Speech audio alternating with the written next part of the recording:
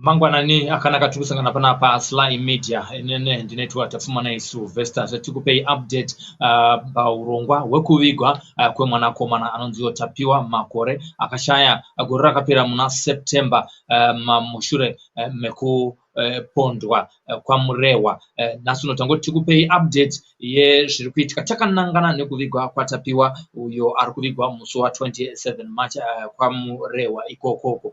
Nekudaro tikupei update zviri kuitika nekutsutsumwa kwemhuri yekwa Makore vanorangarira Tapiwa Makore akaurayiwa gore rakapera. Aurayiwa gore rakapera.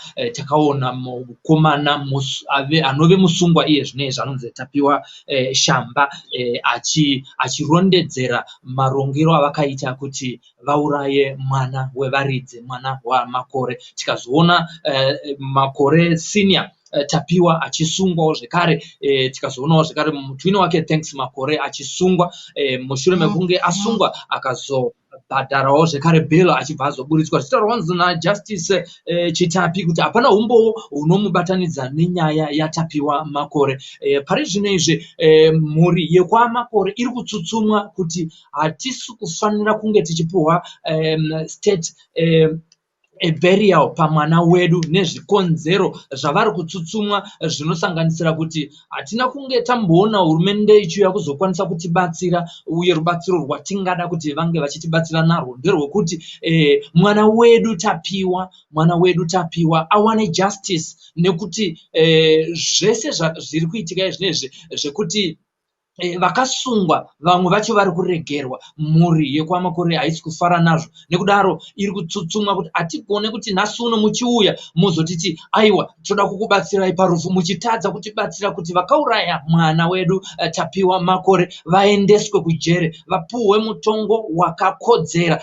Chatoda kuti muite ndechekuti imimi mhuri yeZimbabwe kwamuri ikoko kumativi mana nyika vari kutiona vari paFacebook uye zvekare nepa YouTube Facebook page pedu, munokwanisa kunge muchiisa macomments yenyu tichaverengawo zvekare kuti munotiwo kudi. Uyewo zvekare kana muchida kukomenta iri video tinokwanisa zvekare kukuconnectai kustudio kwedu kuno kwaandika mobva makomenta. Chamunongoita kuenda pama comment section apa, kana muchinge masvika ipapapa mobva mangoisa comment yenyu. Kana maisa comment yenyu toiverenga. Asiwo pane link randaisa ipapapa rekuti munokwanisa kusvika klika link iroro mobva maisa phone yenyu palandscape andika aikona kuisa yaka iri upright, ndokuti kuno mugobuda muri pa wide screen tinzwe mafungiro enyu. Iye zvino izve regai titange nekuplaya video yatiri kunzwa Gogo Beulah vanova ndova spokesperson wemhuri yekwa Makore vachiratidza kutsutsumwa kwavo semhuri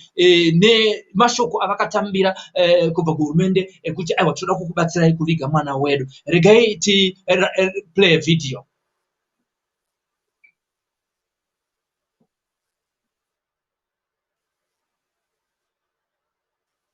Yes, ndikuedza kuti ndione kuti ndingakupei video tinzwe Gogo Beulah Musupai. Amuchinzwa ngonzi Gogo Beulah ndiri gogo vaTapiwa, saka ndakamirirawo spokesperson wekwa Makore family. Ndingati zvataurwa namai vedu ndizvozvo. Isusuwo tatisiri pamwe chete tiri kuHarare, isusuwo takazofonerwa musi weFriday vachitiwo vatsikwawo nevekudunhu kuno kwaMurewa, vataurawo saizvozvo kuti vari kuda kubata nesu kuti inonzi state burial, state assistant. Saka takabva tawirirana semhuri kuti ngatichiitai meeting yedu Saturday. Saka meeting yedu takagara pasi nezuro, ndo patakagara pasi meeting yedu. Saka patakagara pasi meeting yedu mhuri yekwa Makore takaonesana masaidzi tichibata paburial yedu yemwana, nekuti mazuva acho aita sei aswedera mazuva edu.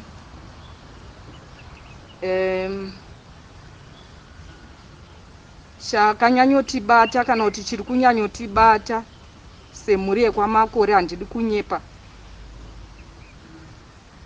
ndechekuti tiri kuviga mwana asina musoro, zvisina kumboitika kuti takusvika kuviga mwana wedu asina musoro. Tapinda mwedzi wechi7 hatina mhinduro, hatina mhinduro. Munandiregerera ini, hatina mhinduro yakakwana kuti chikonzero chii, kuti tapapi, tiri kufamba sei semhuri. Hatina mhinduro yakakwana. Zvinhu zvikutirwadza semhuri kuti takuviga mwana asina musoro.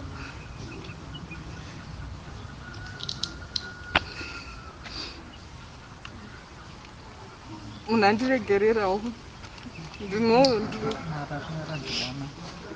kuremerwa zvakanyanya. Zvakadaro takagara pasi tikaona kuti isusu semhuri hapana state assistant yatingada apa yekuti mwana wedu kuti inonzi state assistant ingatibatsira kuchengetedza mwana asina musoro chiko. Ipapa hapana chatingade chakakosha. Kana kuri kungofushira tinongofushira, hapana chakakosha chatiri kuda. Zvimwe zvedu takaunganidza tinazvo semhuri, takazoona semhuri tikaonesana kuti aiwa mazuva zvaswedera zvishoma zvatinazvo izvozvo zvinotikwanira zvishoma zvatinazvo izvozvo. Chatiri kutochema chatingade kuiyo iri kunzi state assistant, hapana chatiri kuda. Tine sofa zvatinazvo zvinotikwanira semhuri. Chatiri kutochema kwamuri kunyanyaka, tikuda mhinduro kuruzhinji rweZimbabwe. Tikuda mhinduro nekuti tapiwa arimo, tapadzwa aripo apa, hatina mhinduro. Hatina justice yatiri kuona panyaya iyi 7 months. Saka assistant hatina assistant yatiri kuda sofa. Hatina state assistant yatiri kuda kunze kwekupuwa mhinduro kuti mwana wedu, musoro wemwana wedu. Hatingataure zvekuti musoro chete, mwana hana maoko. Pane chanza ichi chete ichi. Mwana hana musoro, mwana hana maoko, mwana hana maprivate parts. Asi vanhu vakasungwa, vanhu varimo, nanhasi hapana chataudzwa. Saka chinotinakidza chii kuti tiunganirwe vanhu vachidya, vanhu vachiita sei kuti tiri kuiga mwana asina musoro. Ipapo tiregererei zvedu, ipapo state assistant hatichakwanisa semhuri. Hatikwanise semhuri. Ipapo hatisi kukwanisa kugashira state assistant semhuri. Pakatiremera kuti mutiunganire muchitisapota kufushira mwana asina musoro, kuti Zimbabwe ndo zvamada here? Imimi vanhu veZimbabwe kuti ndo zvamada kuti mutisapota kuti tirige mwana asina musoro? Ndozvomusimudza musoro here izvozvi kuti tifushire mune shuwa here? Kujustice zviri kupiko? Aiwa, mundiregererei. Hatisi kukwanisa state assistant. Takazviona zvakakodzera kana mai vacho vakati aiwa munenge mandikuwadza, munenge mandiuraya, kuti apa ndo pandakupuwa assistant yekufushira chinhu chisina musoro, chinhu chisingaoneka kuti chii. Azviite, aiwa zviite. Hamuna tiregerera semhuri hatisi. Hanzi azviite kuti nhasi unoyo tivige mwana asina musoro, tivige mwana asina maoko, tivige mwana asina maprivate parts. Chakaitwa hapana. Vari kunenedzerwa varipo. Tinorangarira kunyange Tafadzwa Chamba achikurukura, achipa umbowo uzere mafambiro nekurongwa kwakaitwa kuti mwana apondwe kwaMurewa, achitaura nemachekero aita mwana, zvinorwadza zvekurwadza zviya. Asi kubva muna September gore rakapera nazvino mhuri yokwa Makore kuburidza nezvatanzwa zvichitaura Gogo Beulah vari kutaurawo kuti havana chibetsero chavari kuwana. Vasungwa varipo. Thanks akatombosungwa akaregedzwa. Asi havana kupuwa mhinduro yakakwana kuti iye anenedzerwa mukati nemunhu akanga akabata banga vari kutsutsumwa zvekare kuti ko sei zvasvika pazviri apa. Mhuri yeZimbabwe vakumbira mhuri yokwamakore kwamuri kuti munotii nekuviga mwana asina musoro, munotii nekuviga mwana asina maprivate parts, munotii nekupuhwa state assisted burial iye mwana asina kupuhwa justice. Zvinomuwanisa zororo here? Ndo zvavari kutaura Gogo Beulah. Nguva zhinji munovanzwa vachipa maupdates vachitaura almost every day naTete Tilda. Tanga tichifungidzira kuti tinokwanisa kuvabata asi vane urongwa hwavari kufambisa nekudaro nekuti burial iriko musi wa27. Kana uchida kupa comment yako via video interaction, we are able to do that. Just click the link that is on the comment section and you will be able to reach us live and direct in the studio so that we can hear your contribution. Even if you're watching us on our YouTube channel or you're watching us on our Facebook page, the link is there on the comment section. You can come through and be able to give your own views, your own comment, your own contribution. Kuti munoti kudi nepazvasvika apa uye zvakare macomments enyu amunenge maposta apa ndinenge ndichaisawo zvakare pascreen pane vanenge vasingakwanise kuti vapinde vacontribute kubudikidza nevideo. Ndichadzokorera zvakare video yokuti munatsonzwa kurwadziwa kuri kuita mhuri yekwamakore maringe nekushayikwa kwemwana wavo uye zvakare zvazonyanya kuvarwadza ndezvekuti nhasi mungazoda kuti pastate assisted sei imimi muchitadza kupa mutongo wakakodzera. Umbohwoyi wamuchiri kutsvaga iye akanga aripo pachichekwa achitsanangura nyaya iyi aripo nanhasi hapana chati chaitwa. Muri kutiwo kudi mhuri yeZimbabwe? Ndo mubvunzo wabvunzwa naGogo Beulah mangwanani ano. Hanzizvo right contribution iri kubva panapa iri kubva kuna Washington Mutambudze anotiye, and those who are going to attend the burial proceedings will be arrested for violating COVID-19 regulations. Mnangagwa ndomuziva wangu ndo comment yakewo iyoyi. Handisi kuziva kuti ndo zvichaitikawo here asi ndo comment yake. Handitika kana uchida kupinda live via our video section, you can also join here. Zvikanzizvo naDesmond Mureyani, Gogo is right. Hanzi Gogo vari right pakuti aiwa hatingavige mwana asina musoro. Regai tione mamwe makomenti zvekare ari papa ndakamirirawo mamwe uye zvekare nevada kukomenta iri video. Zvikanzizvo naAbigail mamwe makomenti handigone kuaverenga asi zvandingangoita ndezvokuti mamwe achona ndinongoaisawo ipapapa.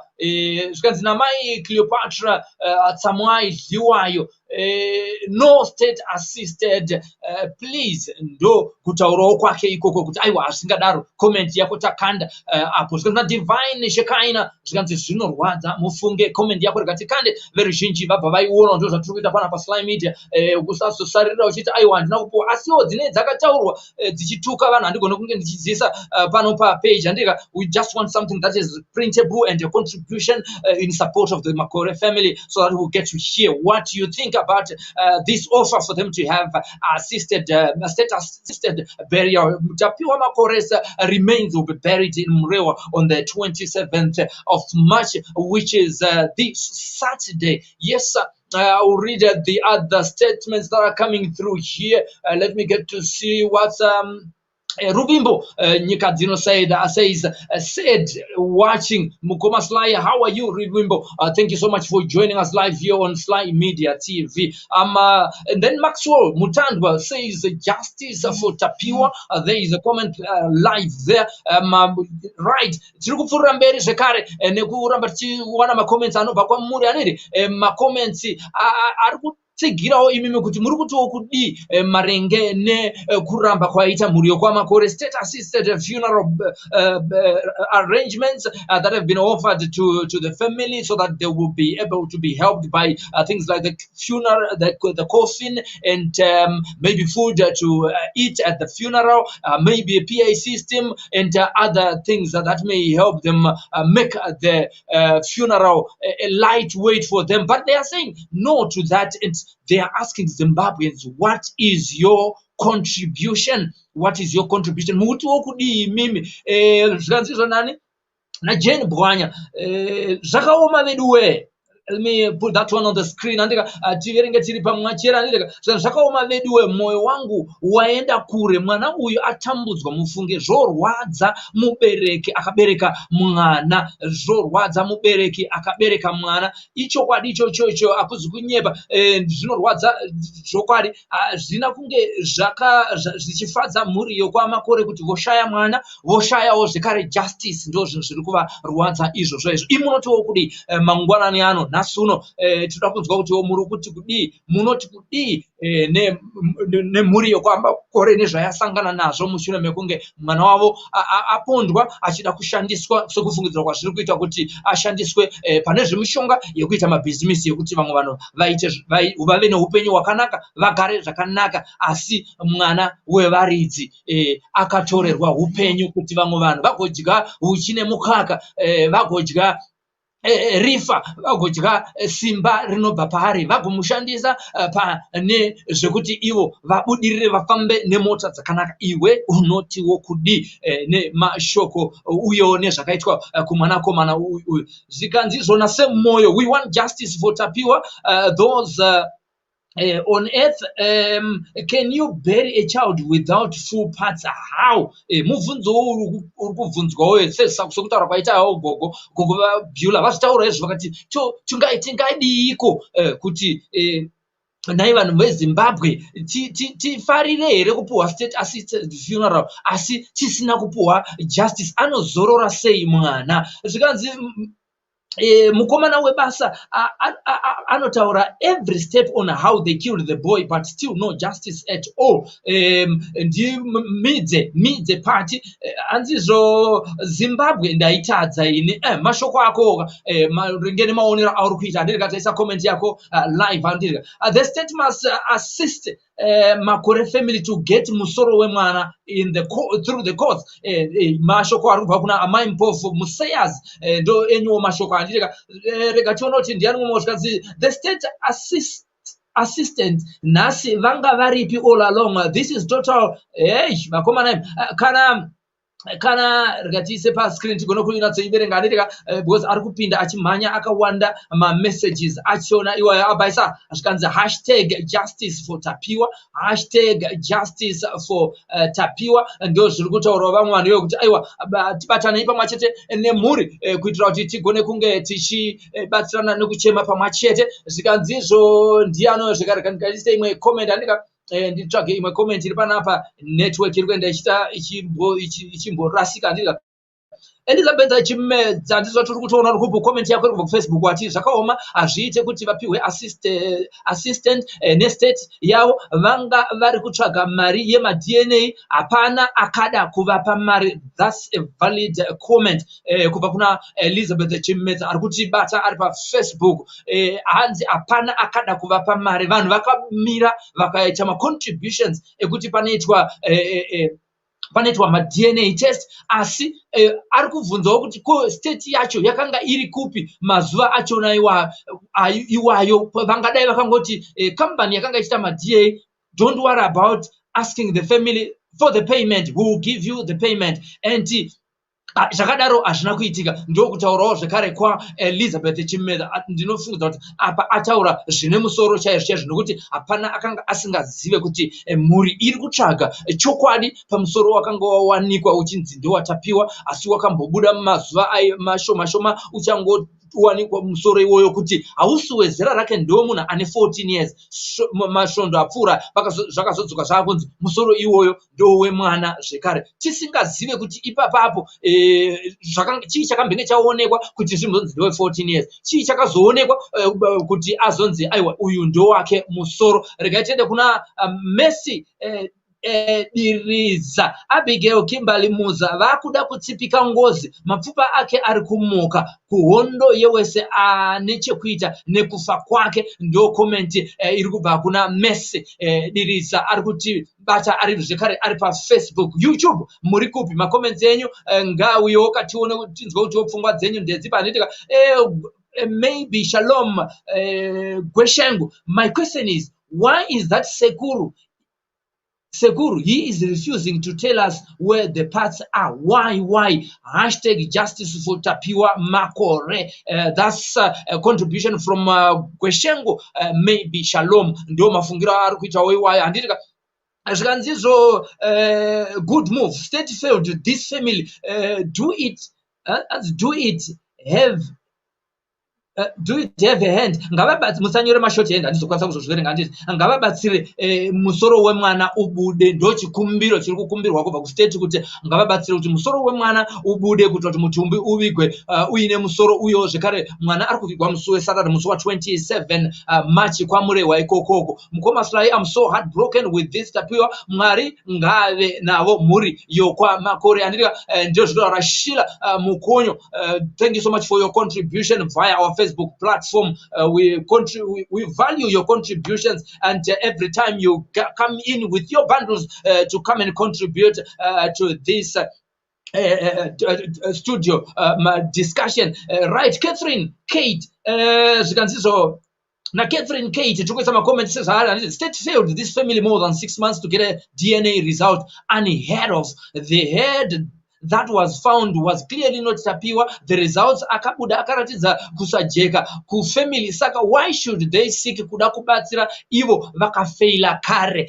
Do contribution kuna Catherine Kate Nyamas atibaro zvakare ari pa Facebook ariko koko pamunochitaurwa zvakare kuti munenge muri kupa. Andika rekatina kune imwe comment zvakare zvikanzi na J Daisy Nyaguo Nyananda neimwe nzira vari kutokurudzira kuti vana ngavangourayiwa. Sekuru, it's not a crime. Mwari muripiko musanyarare pakadai. Arise tachema ndo contribution iri kubva kuna Nyaguo G Nyaguo handika Nyananda rekaitenda kune imwe zvekare contribution right. Pane story iri kunzi tinofanira kuti tichiverenga ndiri unogona kupindawo kana muchida kupinda kuti mupe comment yenyu as a video. You are able to do that. Moyo phone yenyu makaisa pa landscape kuti mugobuda muri pa wide screen. Rega ndise ningirikeni link yacho yataisa pa page apo paandika zvamunongoita imi kungoclicka link iyoyo unokwanisa kuuya with your video wherever you are, so that you can give your contribution to this family who are troubled by the way this case has been handled from day one. Zvikanzizvo namo milo mune chokwadi here kuti kuda kuviga mwana asina musoro nhai vanhu I will leave that to read for yourselves. Nhai vanhu veZanu PF ndo comment yaaisa handitika we are not manufacturing these comments but they are coming as they are from everyone around here. Zvikanzizvo na Alicia Chimedza tafadzwa shamba akatsanangura zvakaitika chiri kunetsa chiko kuti police itaure kwakaiswa musoro nemhondi idzi. Ndo comment iri kubva kuna Alicia Chimedza ari kuchibatawo zvakare achitumira comment yake ari pa Facebook anditi my TT zvikanzi ever since someone who calls himself president, right, let's put them as they are, right, president started ruling bad and terrible things are happening. A father figure who ignores something like this aifanira kuratidza kuti ndibaba venyika standing for his people and what's bad, but I don't think he even cares. That's a comment from my TT. And then the other one comes from Bernard Zireva. They should ask Tapiwa Senior Makore kuti akaisepi musoro wemwana. No time to waste. Please, government is not serious about this issue. This is coming from Bernard Zireva, who is watching us on Facebook. Where are you? Our viewers from our YouTube channel. I haven't seen a comment from YouTube here. They're only coming from Facebook. Right. We continue to read your comments, and there is an error under the sun. Who will protect the poor? Please. Tawanda Chitanda, please, with the government and the people of Zimbabwe to say, where is justice in Zimbabwe when such things happen, and the family that has been affected when there is so much evidence, especially from that which Tafadzwa Shamba narrated from day one, including going to where they killed this innocent boy, and everyone watched that video. It's not a secret anymore, and up to now, no justice has been done. This is why even the viewers that are watching right now are saying, why is there no justice at the moment? Mwana arikuvigwa asina musoro, mwana arikuvigwa asina ma private parts, mwana arikuvigwa asina maoko. Panongove nechanza chimwe chete chiripo chiri kubatanidzwa nebhodhi yemwana kuti anovigwa, uye musoro wemwana wakanhongwa ukanziwo ndewe mwana ane 14 years. Musoro uyu vakaramba kuti hatisi kuda kuviga mwana wedu, mutumbi wemwana wedu nemusoro iwoyo. Takambotaura navo panapa Beulah vakatipa mafungiro avo marenge nekuda zvakabuda pa DNA test. Tiri kupfuura mberi nekuverenga makomenti enyu munyaya dzemudzi. Saka musoro uyu wakanzi hauzi watapiwa, wakaiswa kupi uye ndewani? Ndeimwe nyaya iyi. Ngavaunze musoro watapiwa zvipere, ndo pane nyaya. That's the contribution that's coming from our Facebook viewer munyaya dzemudzi here live on Sly Media TV. Auxilia chiwanikwa taura hako Messi. This is unbelievable.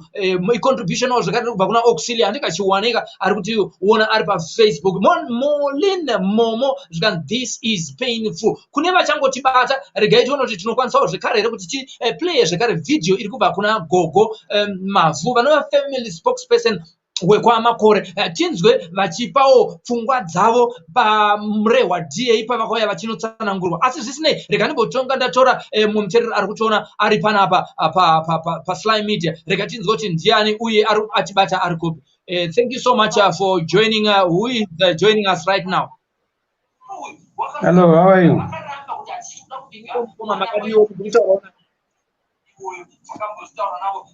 Hello.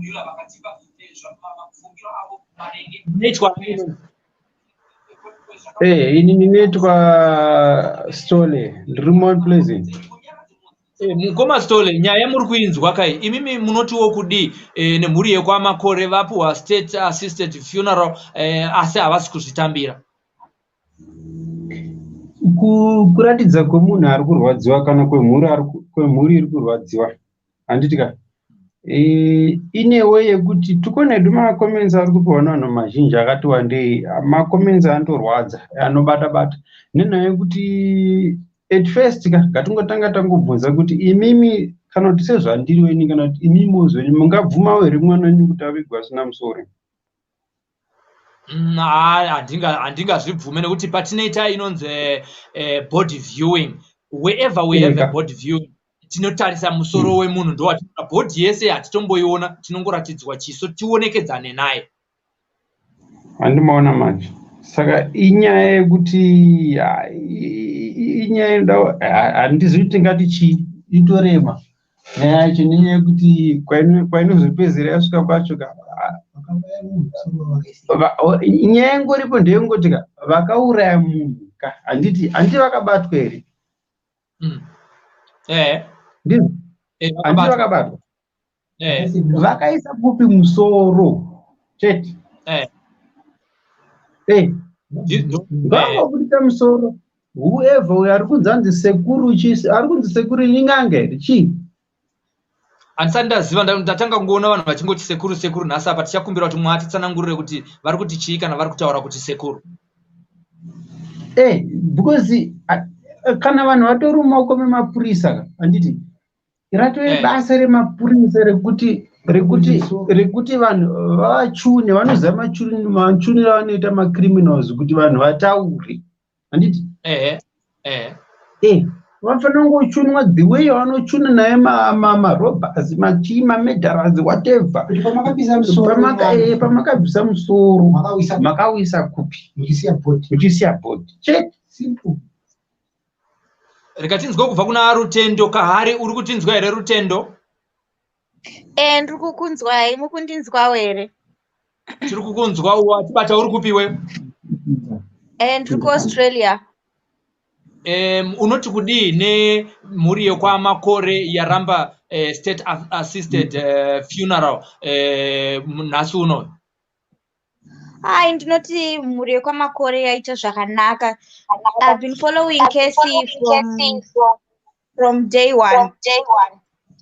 ende ndinyatsonzwa kurwadziwa nemaurayirwo akaitwa mwana. Saka mhuri yanyatsogona kuramba state assistance.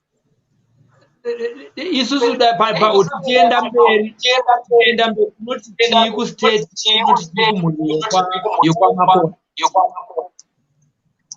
State kubva paday 1 ka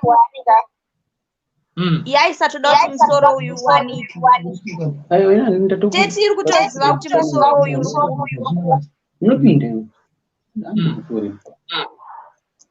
state inoziva kuti musoro uyu uri kuti mukomana weuye wemombe akauraya mwana aitotaura zvese achinareta zvese asi hapana kana progress iripo pakesi.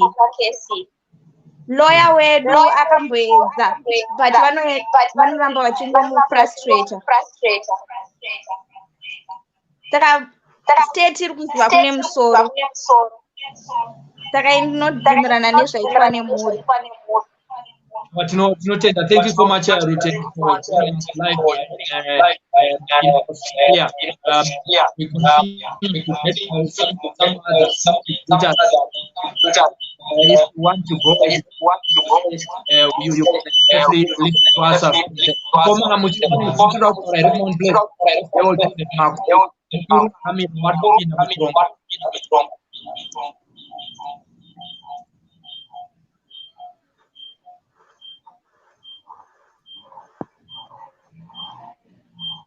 Yes, we are live. Yes, we are.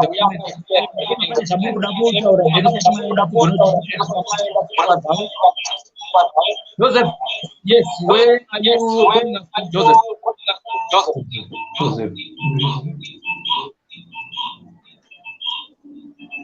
Joseph Nakuru. Hey, hello. Pfungwa dzenyu ndedzekuti kuti pane nyaya iri panapa yemhuri yekwamakore. Ini pfungwa dzangu ndoti mhuri yekwamakore vakatoita zvakanaka pakuramba state assistance because mwana haangangoshayi kumusoro, vanhu vakauraya varipo. Vanotadza nei kutaura kuti vakaise kumusoro yemwana? Pfuurai mberi zvenyu kuti papfungwa dzenyu ndotoona kuti zvotori nandaya kuri kuti vatsvage kuti musoro wakaenda kupi because vanhu vakauraya vanozikamwa kuti ndinhingi nanhingi. Saka zvingaiti kuti votoasista kuviga mwana asina mapatsi, ivo vanhu vakauraya varipo, vakaise kumusoro yemwana. Yes, state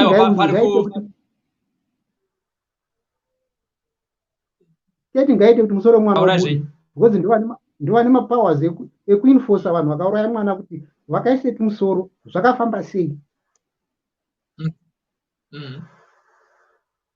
Yes, tiri kukunzwai. Regai timbotora mukana wekuti tenda nepfungwa dzenyu mwere zvamuda kuwedzera timboya video kune vachangopinda iye zvinezvi vasati vanzwa vasati vanzwa kutaura kwaGogo Beulah vanoendawo family spokesperson. Thank you so much for joining us. Regai timboplaya video. Okay. Maita basa. Thank you.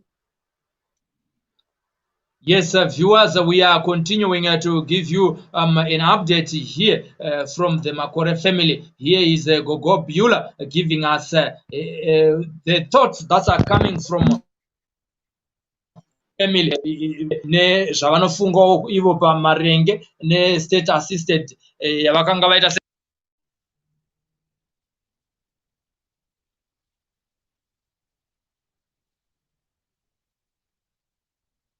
Let me play this video for our viewers.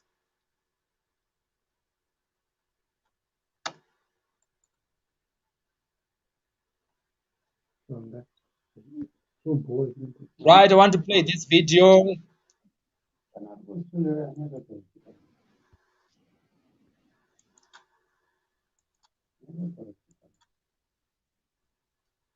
I want to play this video for you, our wonderful viewers here. I'm having an internet challenge to be able to play it. Let me try again. Let me try once more.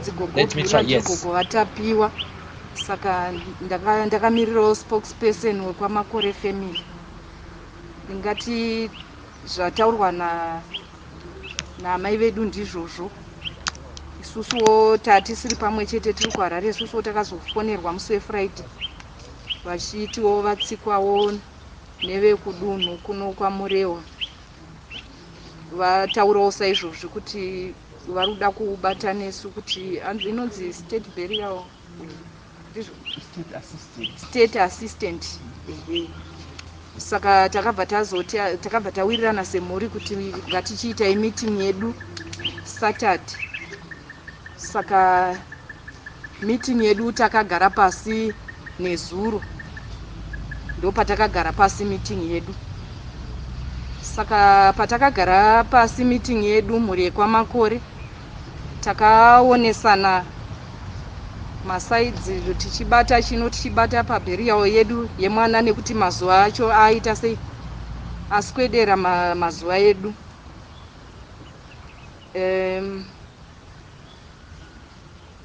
Chakanyanyotibata kana kuti chiri kunyanyotibata semhuri yekwamakore, handidi kunyepa,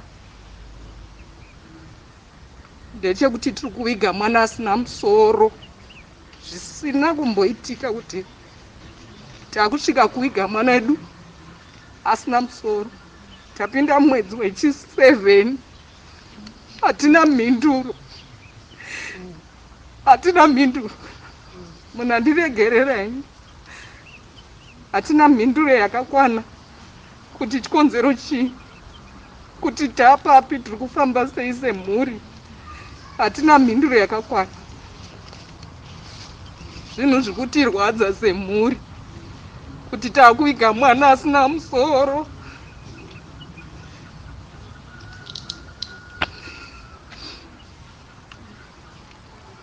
Munandiregererawo, ndinounzwa kuremerwa zvakanyanya. Zvakadaro takagara pasi tikaona kuti isusu semhuri hapana state assistant yatingada apa yekuti mwana wedu kuti inonzi state assistant ingatibatsire kuchengetedza mwana asina musoro chiko. Ipapa hapana chatingade chakakosha. Kana kuri kungofushira tinongofushira, hapana chakakosha chatiri kuda. Zvimwe zvedu takaunganidza tinazvo semhuri. Takazoona semhuri tikaonesana kuti aiwa mazuva zvaswedera zvishoma zvatinazvo izvozvo zvinotikwanira zvishoma zvatinazvo izvozvo. Chatiri kutochema chatingade kuiyo iri kunzi state assistant, hapana chatiri kuda. Tine sofa zvatinazvo zvinotikwanira semhuri. Chatiri kutochema kwamuri kunyanyaka, tikuda mhinduro kuruzhinji rweZimbabwe. Tikuda mhinduro nekuti tapiwa arimo, tapadzwa arifo apa, hatina mhinduro. Hatina justice yatiri kuona panyaya iyi 7 months. Saka assistant hatina assistant yatiri kuda so far. Hatina state assistant yatiri kuda kunze kwekupuwa mhinduro kuti mwana wedu, musoro wemwana wedu. Hatingataure zvekuti musoro chete, mwana hana maoko. Pane chanza ichi chete ichi. Mwana hana musoro, mwana hana maoko, mwana hana maprivate parts. Asi vanhu vakasungwa, vanhu varimo, nanhasi hapana chataudzwa. Saka chinotinakidza chii kuti tiunganirwe vanhu vachidya, vanhu vachiita sei kuti tiri kuiga mwana asina musoro. Ipapo tiregererei zvedu. Ipapo state assistant hatichakwanisa semhuri. Hatikwanise semhuri. Ipapo hatisi kukwanisa kugashira state assistant semhuri. Pakatiremera kuti mutiunganire muchitisapota kufushira mwana asina musoro, kuti Zimbabwe ndo zvamada here. imimi vanhu vezimbabwe kuti ndozvamada kuti mutisapote kuti tirege mwana asina musoro, ndozvomusimudza musoro here izvozvi kuti tifushire mune shuwa here? Kujustice zviri kupiko? Aiwa, mundiregererei, mundiregererei. Hatisi kukwanisa state assistant. Takazviona zvakakodzera kana mai vacho vakati aiwa munenge mandikuwadza, munenge mandiuraya, kuti apa ndo pandakupuwa assistant yekufushira chinhu chisina musoro, chinhu chisingaoneka kuti chii. Azvite, aiwa zvite. Amuna tiregerera semhuri hatisi.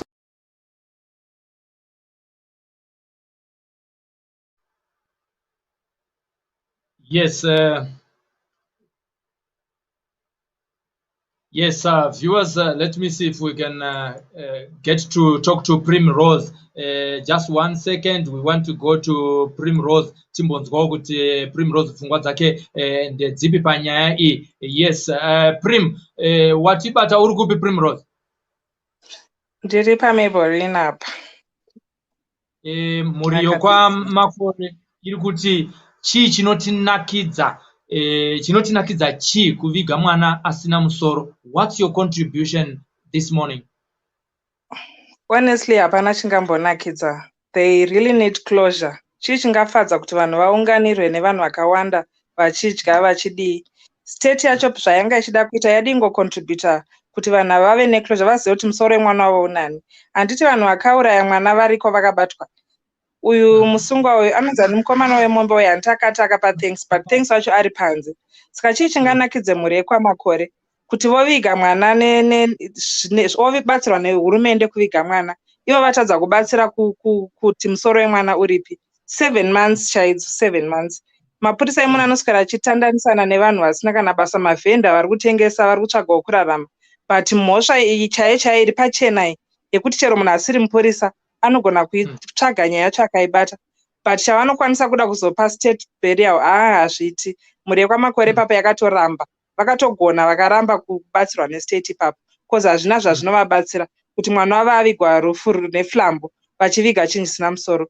Ndotobvumirana navo Gogo Bula nemhuri yekwamakore vakagona stereki. Chingaonekwe chiine vanhu nokuti tinoziva kuti panoitwa patinoita pay last respect, panoitwa body viewing, chatine chitarisa musoro tichiona chiso chemunhu tichionekedzana naye. Zvinoita here kuti munhu avigwe asina musoro? Hazvitomboite kuti munhu avigwe musoro, cause like munhu ari mukofini handiti kwese kunenge kwakavharwa. Chatinoita body viewing musoro, ende musoro ndoona kuti identifya munhu. Zvino kana mwana asina musoro, kana munhu asina musoro, panoitwa body viewing, kutongorasa mwana. Zviri nani kuti vangotorasa havo vari vega zvisina hurumende mukati, pane kuti voviga mwana asina musoro vabatsirwa nehurumende. Mhuri yekwamakore yagona stereki kutoramba. Handiti tinotenda zvikuru kwazvo. Thank you for your contribution, Primrose Mamoyo. All right, thank you. Good day. Thank you so much. Your contribution iri kubvawo zvakare kuna Mamoyo. Tiri kupfuurira mberi nekuramba achiisa macomments kana kuda kuita uchida kukomenta iri video sezvaitawo mwana wekwaMamoyo uyo unogona kuzviitawo zvekare. Kana uchinge wapinda tinokurudzira kuti foni yako uise palandscape. Zvikanzi naHillary Vimbai, veduwe hapanawo n'anga here kana godobori chaiye anogona atibatsire tizive kune musoro, kubvunzawo gumumowo zvekare. Patakamboita chirongwa akambobvunza maprofita anoti anoonawo vari kupi panyaya yakadai kuti vati I prophesy where tapiwa makoresi head is, no one is coming forth as well. Ndo pamunozoona manje maakunetsana nasimba chikanza ipapa pekuti muri kuzviti muri maprofita, asi tikakudaidzai panyaya yakafanana neiyi munotanga matidai matanga matipa mari kana tidai matanga mauya kwatiri, approach us kuti tigokuudzai kune musoro iwoyo. Mamwe mashoko atinonzwayo kuti tangai mauya kwatiri simaprofita, you didn't come. Ndakaona kuti mumwe muimba ashayika, muprofita akubuda kuti dai vakauya kwandiri ndakavapa rubatsiro. Chokwadi here hakusina here Mwari anoti sumuka ufambe netsoka dzako unotsvaga kunyange vakarasika? What more munhu ari kutsvaga help? Muchaenda rini? Because the Bible says go ye therefore and make disciples. But the recent way of doing things in the kingdom.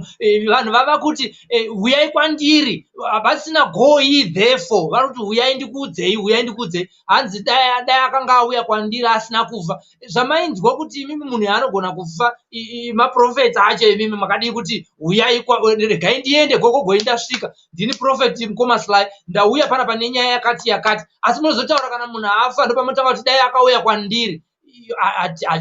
Kunamata kwacho kune kwakutinetsere. Ngadzokere kumacomments. Primrose Salika zvikanzi yes Prim, you are right dearest, kugona kufurufusha vanhu ndo basa, vachitambisa mari yemaresources asi vatadza kuburisa information yekune musoro wemwana. That's a contribution from Primrose Salika, who is contributing to this discussion from wherever she is right now, and she's watching us on YouTube. Yes, you can watch us from YouTube. You can also watch this broadcast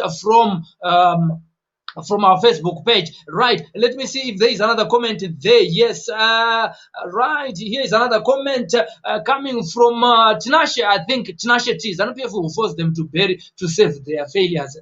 Contribution yake we andika. Sekai Matonga, brave woman, Mwari vari kunzwa minamato wako ko vadi kuti assist to find the culprits. Rambai kuviga mwana asina musoro. That's Sekai Matonga. Here we are not manufacturing comments, but we are just publishing them as they come. Zvikanzizvo na case zvinorwadza veduwe, zvinorwadza. Tapiwa mukuru ngaabudise musoro. Government ine vari mukati, nyangwe vakuru vepolisi varimo futi. Pane munhu ambotaura zvokuti pana runzi sekuru. I miss that one. Handisi kuziva kuti inyaya iyeyi iri kutaura pari kuzobuda pachinzi sekuru apa. Handisi kuziva kuti zviri kunzi kudii. Let me get to the new comments. Larry Mandi, guys, do not support ZANU-PF. Regaindise comment.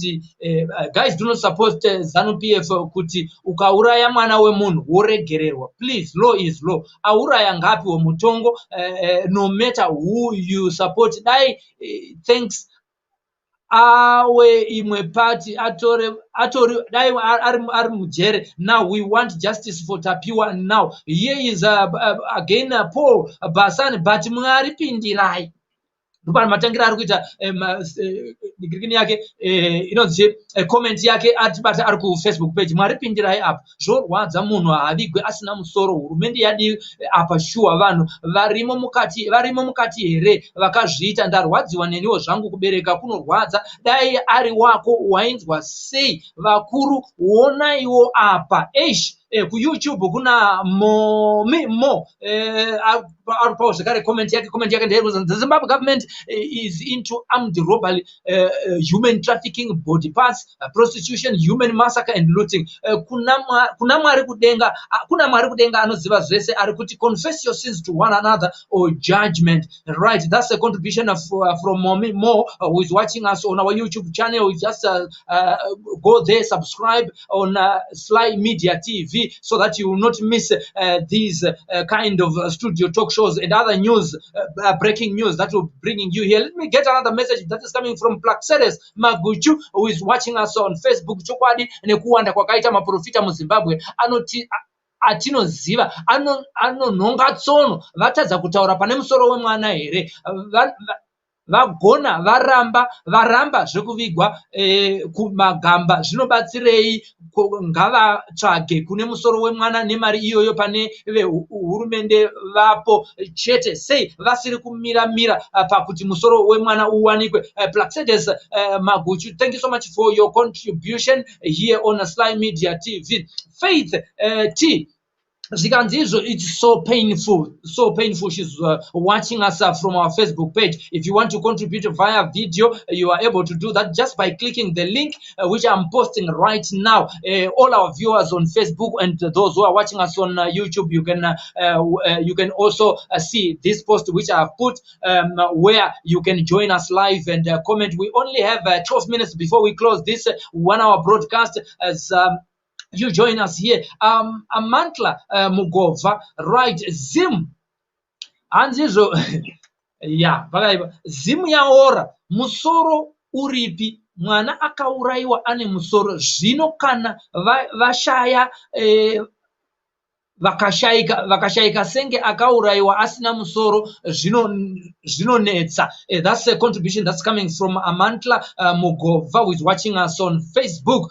We have 12 minutes to go before you send in your contribution. Ali Zuze, maprofeti emuno anoda mari chete. That's a contribution that's coming from Ali Zuze. Ali Zuze, thank you so much for your contribution. The next one is coming from Tarisai Musariri. Tarisai Musariri, dai ari mwana wa president chi chaitika ngavatipewo musoro panatapiwa. That's a Tarisai Musariri. Letwine Chigwende anoitwa gamba kuti akafa achida here. That's a contribution from Letwine Gwende, who is watching us on Facebook. Zvikanzizvona mapira, right? It's embarrassing kuti maprofita anoenda kudenga kunoita dina na Mwari vachisiya COVID solution nemusoro wechana. That's the contribution that's coming from Fidoman Makgoropiana Sajande Mapira. Thank you for watching this broadcast. Primrose Mamoyo Wuni, right? Vaneka Clara Banga Kudada Chaiko. I don't know what that really means, but that's the contribution that's coming from Primrose. Wilbert Nyahanda Nyati, he never mentioned about it. We expect him to make a strong comment. I am surprised. I don't know who is being referred to here. Abigail Ngwani she's watching us from our YouTube channel, Sly Media TV, where you can go and subscribe today, just now, if you have not done just that, because there are also some videos which you may never see on the Facebook page, but they are only available on YouTube. Vagona Kuramba State help state ngaibatsire kuti musoro wemwana uwanike kwete kumanyira kubatsira kuviga, ngavabatsire musoro wemwana uwanikwe, zvinorwadza kuviga mwana asina musoro zvakaoma hazvo. That's the contribution from Abigail Dengwane, and also Davidson Office, who is also watching us from our YouTube. Please let us all put our hands together as Zimbabweans and stand still for Tapiwa's head. That's Office, who is watching us on YouTube. Right, thank you. We will go to the next one from YouTube again. That's Tendai Panduka. It's painful for even in Makore family. That's the contribution from Tendai Pandukai. And na praise. It's not fair. Tasha Chawaz is that's the contribution from here. She's watching us also on our Facebook page. We go to someone who is also watching us from YouTube, with Princess Ellen Maripindirai. That's the contribution that's coming from here. Right, because apana chinonakiza kubereka kunorwadza veduwe.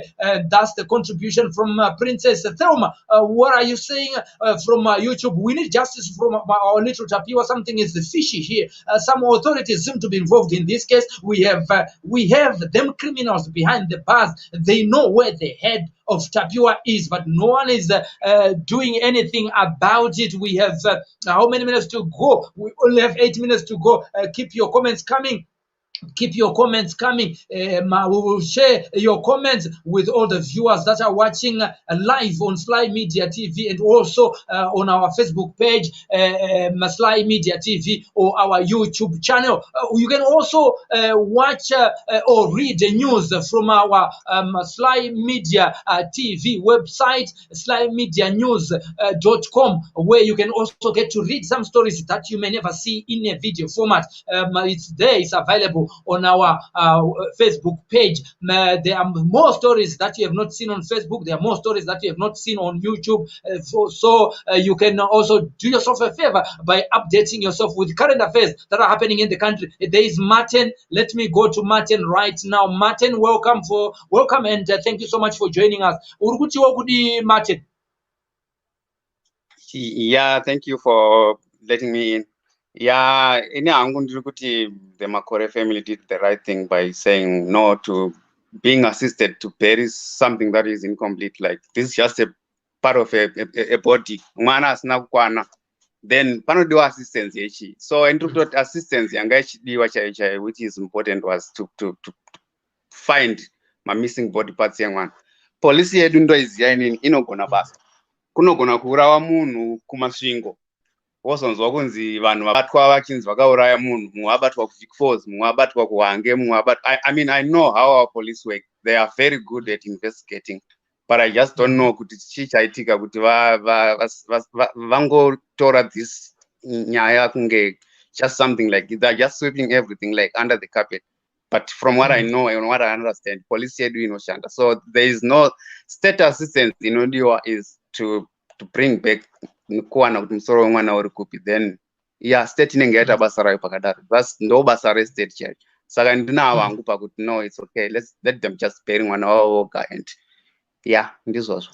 Thank you for Matibata muri kupi mukoma Martin? Ndiri ku Western Cape. Western Cape ku South Africa. South Africa, kunjani South Africa namhlanje kunjena nje? South Africa iri right. Chakita tienda kuwinda and vari kuti the third wave ya COVID is also coming, so we are just keeping ourselves inside. Ndosaka mchona ndiri mumakumbezi kudai. Kubasa hakusikuendeka here muri pa close down? Ndinobata hangu ndiri kumba kubva zvakatanga lockdown. Tinotenda. Thank you so much for contributing to this discussion today. Thank you for hosting. Thank you so much. Philip Maizivei watibata uri kupi atisi kunatso ningirika iroradza kuti network yepauri haisina kunatso mira zvakanaka kuno kundiri kukuona asi kukuradza kuti network yako haina power rekuti ugone unge uchipinda pa program. Tasara nema minutes manganiko, tasara ne 5 minutes chete dziri papa, tasara maybe nechekuti ndigone kunge ndichiplaya video yatanzwa Gogo Biula vachitipa update yavo nekututsumwa nekurwadziwa kwavo. Can I get a video caller in the last 5 minutes? Can I get a video caller in the last 5 minutes? In the meantime, let me continue to roll these comments that are coming from our wonderful listeners who are watching us from YouTube and also on our Facebook page. Yes, here is another one that's coming from Constance Joa. Vanogona kubata ma political activist chete anati wana mamombe vasina mosha avo vachisia ma real criminals. That's Constance Joa who is watching us on YouTube. Delina Muchambisi vakuru government avasi vakatora pati pakupondwa kwemwana uyere. That's the question that's coming from Delina Muchambisi. Deborah Gumbo watibata uri kupi kana Deborah Gumbo musoro vanofanira kuburitsa. That's a contribution that's coming from our Facebook page viewer here, Princess Mazuru Muchairi. The next one is coming from our YouTube, and the next post comment is saying from Onai Manyangadze, the state has failed dismally. It's so sad. Something fishy going on Kumsoro Ikoko. These are the comments that are coming from our viewers who are commenting on the refusal of the Makore family concerning the state-assisted burial, which they have said they are not ready to take. They have, for the first time, they've come up and said, we have everything. We have everything that we want to bury the remains of Tapiwa. Right, Maka Naka. And ndinotenda ini hangu ndinorwadziwa wesidismo lezi panyaya iyi Tapiwa dai aripo ndo contribution yake weyo zvikanzina pam case mailesi muchandiregerera mailesi vakatengesa mwana nehuku muchazivawo vachinopuhwa huku yekuti vadye mushure mekunge vagona kuchengetedza mafambiro enyaya yakanga yaitwa nehurongwa hwokuti mwana aurayiwe. I think government iripo pakuchekwa kwemusoro. That's a contribution coming from the African Sun who is watching us on YouTube. Libert Mofu, what's the interest of the state in this matter by just coming to give state-assisted funeral? Yet they were not there when the money for DNA was needed. Yet they were not there. They are not there to give justice to the Makore family by prosecuting and sending to jail those who are alleged to have killed this young innocent, the late Tapiwa. Amantla Mugova adzoka zvikara. I think zvematongerwo enyika mukati izvi o mabusiness zvine matongerwo enyika mukati izvi o mabusinessmen. Mbinga iyi iri kuti musoro uvigwe akuburitsa mari. Vana vanhu vari kunakirwa nemari yeropa. That's the contribution from Amandla. Yes, Haru Chigadza, watibata uri kuFacebook, vanhu ngavaitwe hanged, vanhuwe zvinova kuti hanzi kana munhu achinge abatwa ane mhosva yekuuraya munhu kana kuti yekupondwa munhu naiyewo ngaasungwewo. That's a statement which is being forwarded to the superiors in the government, particularly those who are in the Ministry of Justice, concerning re-looking at the law which may be allow that anybody who is found guilty of killing or murdering anyone should also be hanged, punished by hanging. And then Princess Mazuru Muchari zvine chekuita nevakuru izve. Richard Muzondo, here is your contribution. Saluted the Makore family for stating their position. Some people always try to stay relevant by offering crap. Right, and the next one is coming from Tanta Bell, B Wall. Zvinhu zvacho zvakaoma. Tinashe adzoka zvekare nemwe comment yandiri kuisawo zvekare apa rikationa imwewo zvikanzi pazvinotangira comrade pakusasunga n'anga which ordered them to bring body parts and only arrest the person who murdered him because of all of them, and because all of them are killers. Nditinasho ari kutaura Tinashe T hanzi vese vaurayi nekuti akatuma vanhu kuti inimi kana muchida kuita business ndinokwanisa kukupai mushonga. Ari kupiwo? Ari kupi? Akafurira vanhu ava. Dai vanhu havasina kufurirwawo zvekare nen'anga kuti ini mukauya nemusoro wemwana nemaprivate parts ndinokuitai kuti muite mari. Handifungi kuti mhuri yaizowana mukana wokungonouraya kunze kwembavha dzinourayira munhu mari, asi ava pari kunzi pakaurayiwa vanhu ane intention yekuti aite mari nekuda kwokuwana mushonga, kwokushandisa mushonga unezenge uchisanganiswa nemusoro wemunhu nemapatsi emwana. Ndo zviri kutaurwa ipapapa kuti n'anga idzi ngadzionekwewo kuti zvadziri kudai dzichifurirawo vanhu dzoitwawo sei. To you parliamentarians who craft the laws in the country, these are some of the contributions that are coming from the viewers. One of that, if anyone murders someone, they should be hanged. The second one is n'anga dziri kufurira vanhu idzodzo dzinofana kutaurwa kuti naidzodzo dziudzwewo pamberi pedare dziri kufurira vanhu kuti vauye. I think that's a very valid contribution kuti n'anga ngadzive involved munyaya idzi uyewo zvekare dziende kujere. Want to hear from you parliamentarians when you are in the parliament, so that you craft a law which brings in such people who are being alleged to have helped or influenced some Zimbabweans or anyone to murder someone. Right. Ndauda kuvhara chirongwa chine chirika ndiverenge ndise mapost matatu ekupedzisira. Palms case, that's your contribution. Wedenga ngavanyaradze maitapiwa na baba atapiwa. I think I have a picture of I have a picture of the family here. Amai Munu na baba Munu. There you are. That's the picture. As I'm going back to the comments, and my picture. Amai na baba vakarwadziswa nemwanakomana wavo Tapiwa akaurayiwa sekufungidzirwa kuri kuitwa. Ona Tapiwa senior anova zvekare ari mutrongo Tapiwa uyu. Asi hapana chati chaitwa kwaari kwaTapiwa senior wamuri kuona ari pascreen uyo akasungwa pamwechete nemutwini wake anonzi thanks Makore Patience Shumba. And then I'll give you the last one. N'anga idzodzo ngavabatwe. And Violeta mupepekerwa muchandiregerera perekerwa. I need sorry for misrepresenting your name there. Ngavatsvage musoro wemwana pangoita chijairiro chekuti munhu anovigwa asina mapatsi akakwana. This will never be the last case. Zvinoramba zvaakuitika. Munhu akadyiwa negarwe inga rinovhiwa kuti vatore mapatsi ake kana vachinge varibata. Thank you so much to our wonderful viewers who have been contributing here. Right. Philip Mazie ataza kupinda live. Anditi ngatore kubva kuna Linda. Linda, welcome to this program. Linda. Hello, how are you? Yes, Linda. Atisi kufara nezvaitwa mhuri yekwaMakore. What's your contribution and watibata uri kupi Linda Janje? Ndiri muJoburg, muSandton. muJoburg. Nechekupi kuJoburg? Yeah. muSandton. Okay. Unotiwo kuti what's your contribution pamhuri yekwamakore varamba kuti mwana apuwe state assisted funeral? Hey, inini zviri kundirwadza as a parent. And state zvayakutaura, we don't need their contribution pakuti vanouya kuda kuti varige mwana uyu. Of which panguva yese daivo varivo vanga vane ma-investigations ekuti vari kubatsiridza kuti dai musoro wemwana wawanikwa. And chiri kunyanya kurwadza ndechekuti police inouya ichitaura nemuromo kuti musoro ndewemwana. And pama last days vakutaura kuti we want to bury Tapiwa.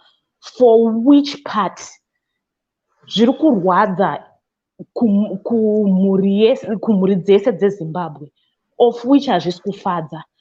Vamondi dzirimo mumajeri ngadzitaure kwadzakaisa mwana. Hazvisi kutifadza as a nation.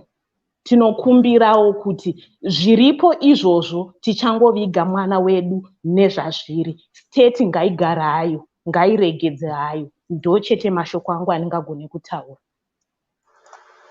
Maita basa tinodera timuriyo. Maita zvikuru kwazvo. Thank you for discussion. Okay, thank you so much. Same to you.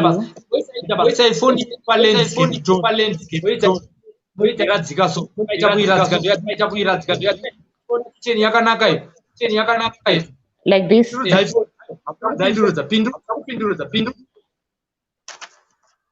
Yeah, next time munoisa pakanzi auto rotate. Okay. Okay, all right. All right. Thank you so much. All right. Thank you so much. Thank you. That's Linda Janje. Tinotenda zvikuru kwazvo.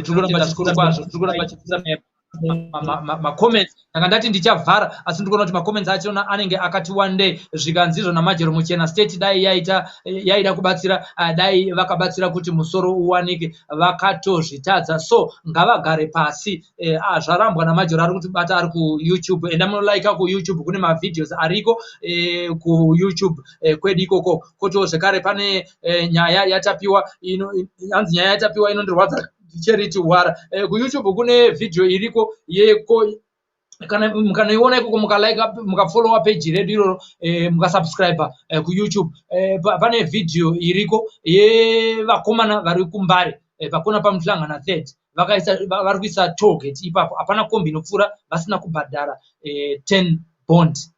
Video iriko izvozvi nemamwe mavideos amusati maona kuFacebook endai munolika munosubscribe kuYouTube channel yezvinezvi kanitore Precious zvavanhuwo zvakare zvikanzi zvinorwadza izvi vakunge vane rimwe nemhondi idzi 7 months mwana asina kuvigwa vasina kupindira vopindira nhasi azviramba Precious hanzi aiwa hazviite handiti zvikanzi izvo naFaith Manyere zvinorwadza sure. That's the contribution coming from our Facebook viewer there. Makanaka tinotenda nyoka hombe ndimailesi hanzi nyoka hombe ndimailesi vanoziva kurongwa kwese kwaitwa nyaya iyi. Audrey Chiratidzo Mpawose also sends a contribution from our Facebook page. Musaviga mwana please, I'm in South Africa. Oh, thank you so much for watching us down there from South Africa. Koranghale South Africa siyabonga lati sitanda ukubona i-contribution evela Koranghale South Africa. State iri kunyepera chido anzi chido ndivo vane musoro. That's a contribution coming from Petronella Chidombwe. Right, Faith Kushora anzizvo Kashora uchandiregerera anzizvo zvorwadza izvi. That's your contribution. Goldie, that's your comment there on the screen. Why would the state want to be involved in this burial when they failing to give that family closure concerning the missing head of Tapiwa Makore Jr. We have heard Beulah Musopai giving comments concerning the family's position nekuramba kwavo kuti aiwa zviite kuti vatambire state assisted funeral. Vamwe vari panapa vari kucontributa tatitizonzwa kuti muri kuti kudini kuti Gogo Biola vabvunza kuti imi muri yeZimbabwe munoti kudii nazvo zvaitwa nestate kuti nhasi uno yakuda kuuya kuzobatsira. We just want your contribution, and they have offered their love offering to the family, but the family is not ready to accept that. Vachiratidza kutsutsuma. I'll play the video before I go in 2 minutes. I'm reading the last messages. I've gone past 1 hour, which I thought we could be able to do. Right here are the comments that are coming in as we close this broadcast. You will continue to speak about it. We will also continue to read the comments are behind the scenes, because these comments are going to remain on our Facebook page and also on our YouTube channel. But I'm encouraging you to go to our YouTube channel and also go to our Facebook page. And on our YouTube channel, there are guys in Mbare who have come up with their own targets. And everyone who passes through that road along Mutlanga and the 3rd Avenue, you have to pay something, right? You can also visit our Facebook, our what do you call it? Our website, and zvitsika muroma and baslymedianews.com. Munokwanisa zvekare kuti muverenge news dzamusingakwanise kune ava vanenge vasingakwanise kuona video uye vasingakwanise kuenda paYouTube. Pane nhau dzimwe dzamusingamboona dzinobuda paFacebook nepaYouTube dzinenge dziri kupage iyo chete handika. Kana pane vanoda kufilmirwa zvinhu zvavo live, angave ma-wedding, angave ma-corporate functions, you can also get in touch with our admin on this number, which you get assistance as soon as possible. If you have a church function, Easter is coming, you can also be able to get a quotation for you wonderful listeners. Then we can also give you, for churches, we have a discount. And for corporate functions, we have so much facilities that includes that also includes Zoom meetings, unlimited participants, and also unlimited time. We can arrange what you want to do. We can also interview anyone, whether you are an artist, whether you have burning issues as a politician from where you are. We are able to do an interview with you if you get in touch with the number on our screen. You can contact Robert.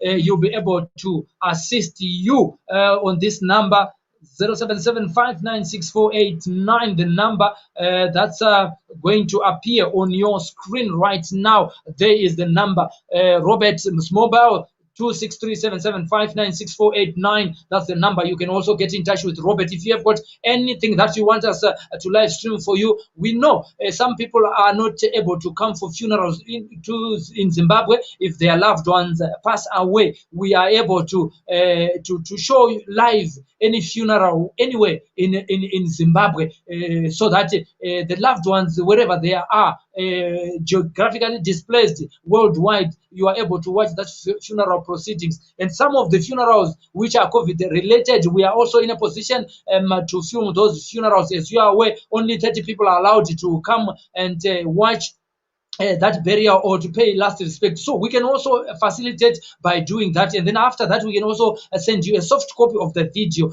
beside the live that we'll do on Facebook or YouTube. Then we can also send it to you as a soft copy via Google for your own archives. And we continue to give you the services that may make life easier for you. And we will be coming back tomorrow with another topic in the morning. So if you don't want to lose, like our Facebook page, and also like follow our YouTube channel, subscribe on our YouTube channel. Tomorrow we have a hot one tomorrow. So let's make a date. Just subscribe. If you forget, you get a notification the moment we go live. I have to go, but I'm just going to leave you watching the comment that's coming from Gogo Bula yavakatipa pa kwamurehwa kwa-DA pavakanoudzwa izvozvo zvekuti state ida kuvapa state assisted funeral. Let me put my last message before I also play this video and say goodbye to you. Let's make it there tomorrow. Subscribe on our YouTube channel, especially our YouTube channel. Subscribe, you will never miss it. Here is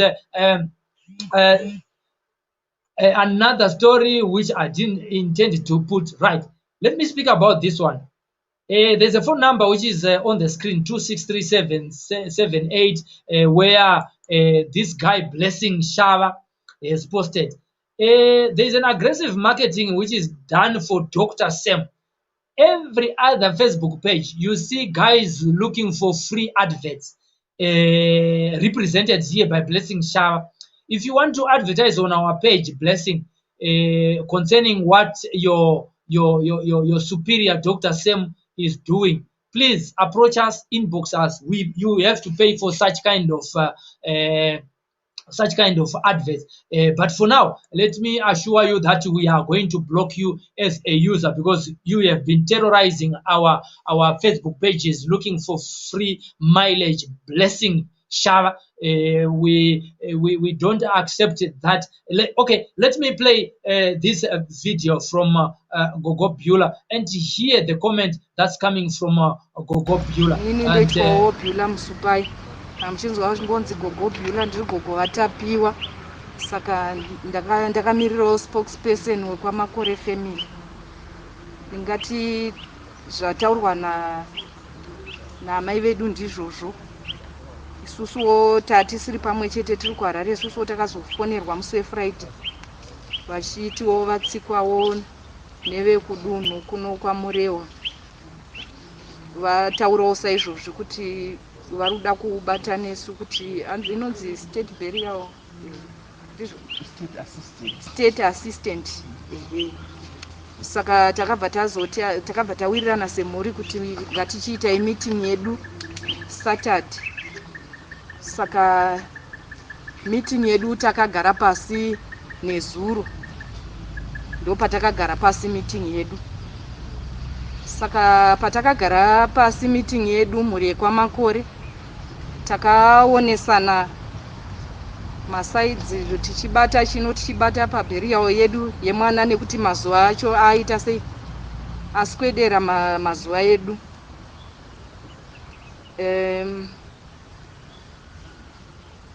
Chakanyanyotibata kana kuti chiri kunyanyotibata semhuri yekwamakore, handidi kunyepa, ndechekuti tiri kuviga mwana asina musoro. Zvisina kumboitika kuti takusvika kuviga mwana edu asina musoro. Tapinda mwedzi wechi7, hatina mhinduro, munandiregererai. Hatina mhinduro yakakwana kuti chikonzero chii, kuti tapapi, tiri kufamba sei semhuri, hatina mhinduro yakakwana. Zvinhu zvikutirwadza semhuri kuti takuviga mwana asina musoro.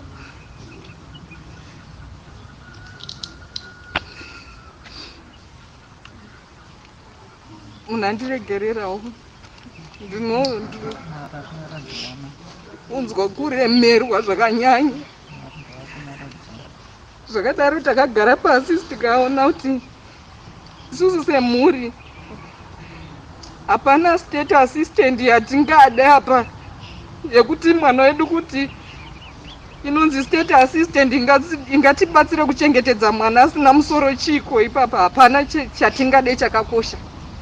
Kana kuri kungofushira tinongofushira, hapana chakakosha chatiri kuda. Zvimwe zvedu takaunganidza tinazvo semhuri, takazoona semhuri tikaonesana kuti aiwa mazuva zvaswedera zvishoma zvatinazvo izvozvo zvinotikwanira zvishoma zvatinazvo izvozvo. Chatiri kutochema chatingade kuiyo iri kunzi state assistant, hapana chatiri kuda. sofa zvatinazvo zvinotikwanira semhuri. Chatiri kutochema kwamuri kunyanyaka, tikuda mhinduro kuruzhinji rweZimbabwe. Tikuda mhinduro nekuti tapiwa arimo, tapadzwa aripo apa, hatina mhinduro. Hatina justice yatiri kuona panyaya iyi 7 months. Saka assistant hatina assistant yatiri kuda so far. Hatina state assistant yatiri kuda kunze kwekupuwa mhinduro kuti mwana wedu, musoro wemwana wedu. Hatingataure zvekuti musoro chete, mwana hana maoko. Pane chanze ichi chete ichi. Mwana hana musoro, mwana hana maoko, mwana hana ma-private parts. Asi vanhu vakasungwa, vanhu varimo, nanhasi hapana chataudzwa. Saka chinotinakidza chii kuti tiunganirwe vanhu vachidya, vanhu vachiita sei kuti tiri kuiga mwana asina musoro. Ipapo tiregererei zvedu, ipapo state assistant hatichakwanisa semhuri. Hatikwanise semhuri. Ipapo hatisi kukwanisa kugashira state assistant semhuri. Pakatiremera kuti mutiunganire muchitisapota kufushira mwana asina musoro, kuti Zimbabwe ndo zvamada here? Imimi vanhu veZimbabwe kuti ndo zvamada kuti mutisapota kuti tirige mwana asina musoro? Ndo zvomusimudza musoro here izvozvi kuti tifushire muna shuwa here? Kujustice zviri kupiko? Aiwa. Mundiregererei. Hatisi kukwanisa state assistant. Takazviona zvakakodzera kana mai vacho vakati aiwa munenge mandikuwadza, munenge mandiuraya, kuti apa ndo pandakupuwa assistant yekufushira chinhu chisina musoro, chinhu chisingaoneka kuti chii. Azvite, aiwa zvite. Amuna tiregerera semhuri hatisi.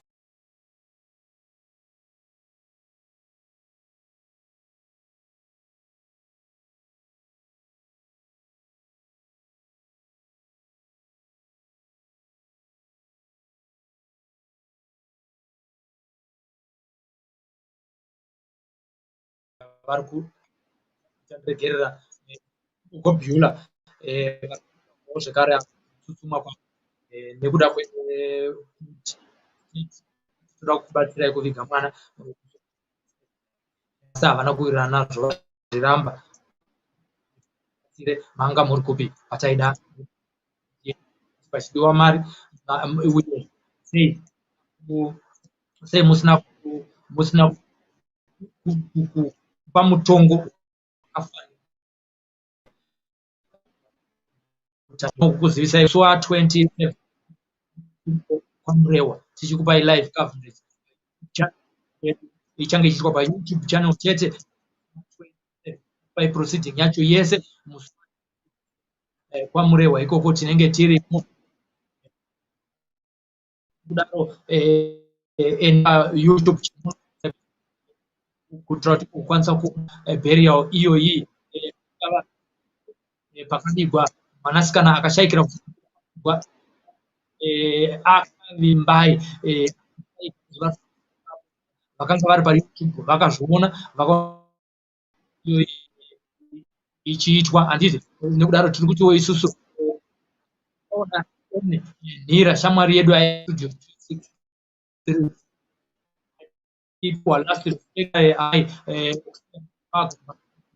machete netimu yakuhurumende nekudaro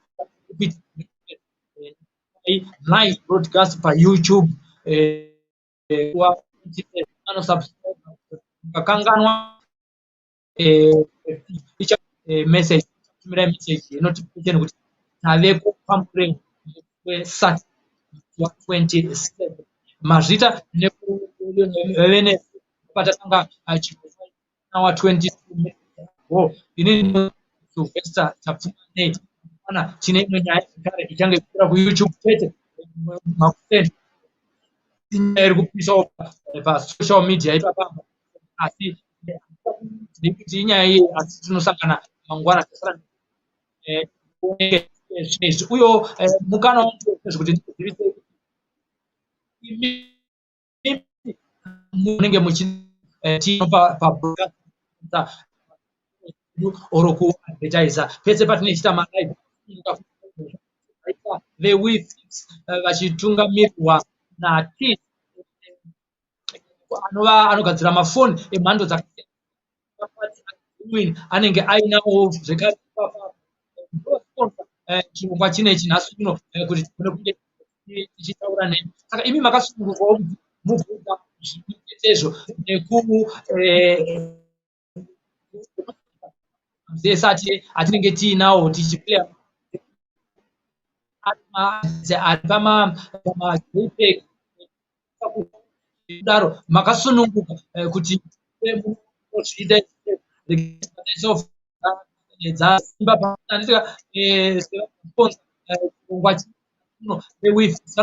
foni ese emhando dzakasiyana nekudaro makasununguka kuti makuitiwo zvekare vanotiwo kana muchida kuti foni yedu itorwe igadzirwa ozodzorerwa kwamunenge muri vanoita izvozvo chamunenge kufonera simba chiziko anogadzira mafoni iwo panhamba apa dzatiri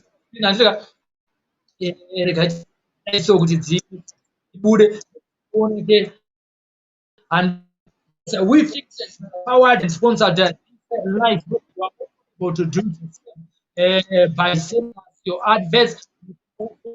Speak to Robert Tafune, to put his number on the screen if you want to advertise on this program. That's the Robert number for Robert Tafune.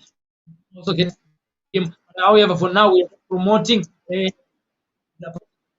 one where we just want to say thank you so much. They fix any type of genuine past. They have got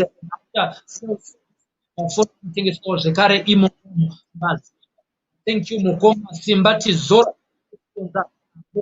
ine mazvita zvakanaka. We hope you will come back again, be able to sponsor us if we have discussions in the studio. But Professor Tatumane, I'm Simba, the number that you can call Simbati Zora. Right, I am going out once again out this video. We'll see you again tomorrow. But ini ndoitwawo Beulah Musupai. Muchinzwa ngonzi gogo Beulah ndiri gogo vatapiwa, saka ndakamirirawo spokesperson wekwamakore family. Ndingati zvataurwa namai vedu ndizvozvo. Isusuwo tatisiri pamwe chete tiri kuHarare, isusuwo takazofonerwa musi weFriday vachitiwo vatsikwawo nevekudunhu kuno kwaMurewa, vataurawo saizvozvo kuti vari kuda kubata nesu kuti inonzi state burial state assistant. Saka takabva tawirirana semhuri kuti ngatichiitai meeting yedu Saturday. Saka meeting yedu takagara pasi nezuro, ndo patakagara pasi meeting yedu. Saka patakagara pasi meeting yedu mhuri yekwamakore takaonesana masaidzi tichibata chino tichibata paburial yedu yemwana nekuti mazuva acho aita sei aswedera mazuva edu.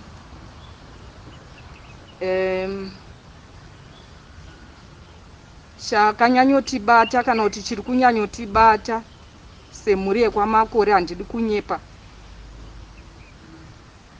ndechekuti tiri kuviga mwana asina musoro.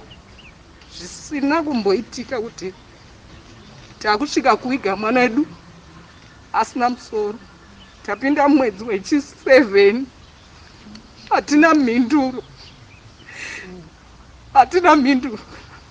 Munandiregererai, hatina mhinduro yakakwana kuti chikonzero chii, kuti tapapi, tiri kufamba sei semhuri, hatina mhinduro yakakwana. Zvinhu zvikutirwadza semhuri kuti takuviga mwana asina musoro.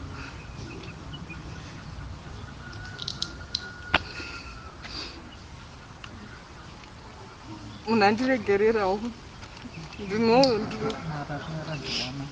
unzwa kuremerwa zvakanyanya.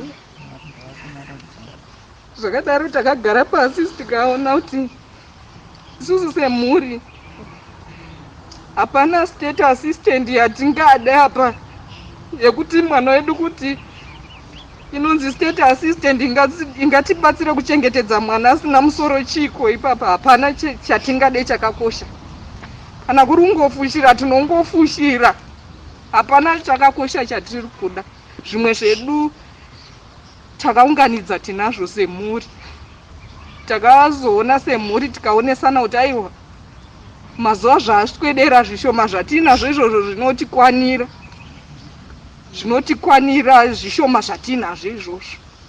Chatiri kutochema chatingade kuiyo iri kunzi state assistant, hapana chatiri kuda. Tine sofa zvatinazvo zvinotikwanira semhuri. Chatiri kutochema kwamuri kunyanyaka, tikuda mhinduro kuruzhinji rweZimbabwe. Tikuda mhinduro nekuti tapiwa arimo, tapadzwa aripo apa, hatina mhinduro. Hatina justice yatiri kuona panyaya iyi 7 months. Saka assistant hatina assistant yatiri kuda sofa. Hatina state assistant yatiri kuda kunze kwekupuwa mhinduro kuti mwana wedu, musoro wemwana wedu. Hatingataure zvekuti musoro chete, mwana hana maoko. Pane chanza ichi chete ichi. Mwana hana musoro, mwana hana maoko, mwana hana maprivate parts. Asi vanhu vakasungwa, vanhu varimo, nanhasi hapana chataudzwa. Saka chinotinakidza chii kuti tiunganirwe vanhu vachidya, vanhu vachiita sei kuti tiri kuiga mwana asina musoro. Ipapo tiregererei zvedu. Ipapo state assistant hatichakwanisa semhuri, hatikwanise semhuri. Ipapo hatisi kukwanisa kugashira state assistant semhuri. Pakatiremera kuti mutiunganire muchitisapota kufushira mwana asina musoro, kuti Zimbabwe ndo zvamada here? Imimi vanhu veZimbabwe kuti ndo zvamada kuti mutisapota kuti tirige mwana asina musoro? Ndo zvomusimudza musoro here izvozvi kuti tifushire muna shuwa here? Kujustice zviri kupiko? Aiwa, mundiregererei. Hatisi kukwanisa state assistant. Takazviona zvakakodzera kana mai vacho vakati aiwa munenge mandikuwadza, munenge mandiuraya, kuti apa ndo pandakupuwa assistant yekufushira chinhu chisina musoro, chinhu chisingaoneka kuti chii. Azvite, aiwa zvite. Hamuna tiregerera semhuri.